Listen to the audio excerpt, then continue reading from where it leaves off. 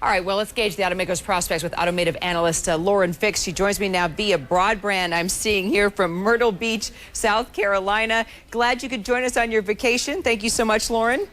Well, the auto industry I'm very passionate about, and I have to say, Kira, no matter what it is, 24/7, if it's about the auto industry, I'm not on vacation. Actually, you're right. That's your entire living, right? This is so you can go on vacation. This keeps you in business. Yes. The White House, Lauren, is talking about this quick rinse bankruptcy. Can you kind of put that in layman's terms for us, what that means, and is it a good idea? Oh, this is ridiculous. I mean, it's totally disingenuous to think that anyone could possibly do a complete bankruptcy in 30 days. Even a small company would take 60 days if we were to sit down and actually figure out everything in advance. So there's a lot of things to this. You have to really read between the lines when President Obama was speaking, especially this cash for clunkers thing. I am absolutely against it, and it is not going to help consumers, and it's been proven not to help consumers. So the odds of this actually happening, because we've been talking a lot about this, I mean, what do you think? What's the reality?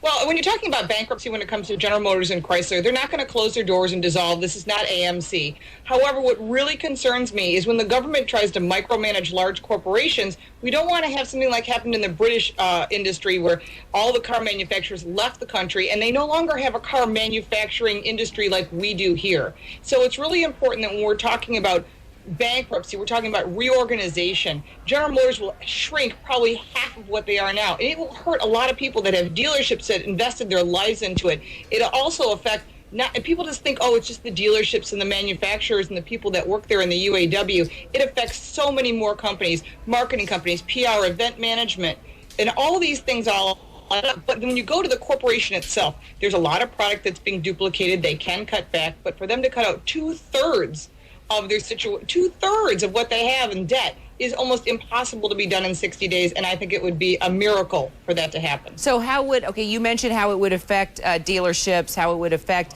the suppliers, how it would affect the actual workers. What about the consumer? Well, the consumer, believe it or not, this is very interesting. They said today, President Obama said today, that not to worry about their warranties, that it'll be covered. Now, if General Motors and their corporations were to go or reorganization bankruptcy, you would still be covered. You'd still be able to take your Hummer if you bought one back then, your GMC truck, even your Chevy Aveo, and take it to any General Motors dealership and get it taken care of. But if the government's going to back those warranties, I'm really worried because they can't handle the Department of Motor Vehicles as it is.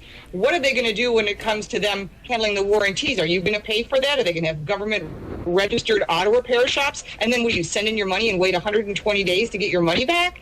That's just totally unrealistic. So you have to be careful when you say you're backing this. Does this mean the government is now going to own General Motors? Is that part of the deal that they're making and why they let Rick Wagner go? We don't know this. We do know that they'll probably clear out quite a bit of their board of directors, and there will be a lot of products that will be eliminated. But for a consumer, if you purchase a GM car, you will be covered. You're not going to be in a situation where you have a car that doesn't need any, that you can't get taken care of warranty-wise. And as far as Chrysler's concerned, if they don't do their agreement with Fiat, they probably won't be around. They can't be forced into that relationship in 30 days, because if I were Fiat, I'd wait till day 29. And I'd say, now I'm in the position of power. Let's make the deal on day 29, and the terms are on my terms. You should be running the company and doing the negotiations. Lauren Fix, appreciate the insight. Thank you.